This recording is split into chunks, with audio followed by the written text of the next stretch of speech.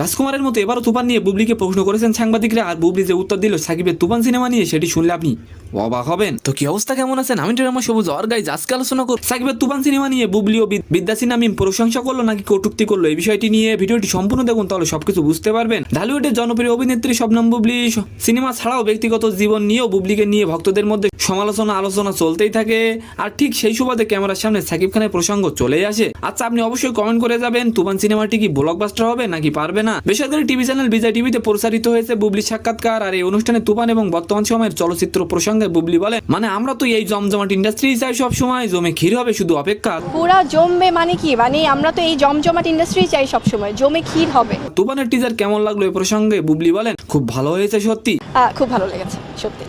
অন্যদিকে বিদ্যা সিনহা মিম বলেছেন, সাকিব ভাইয়ের এমন লুকের জন্য অনেকদিন ধরে অপেক্ষা করেছিলাম।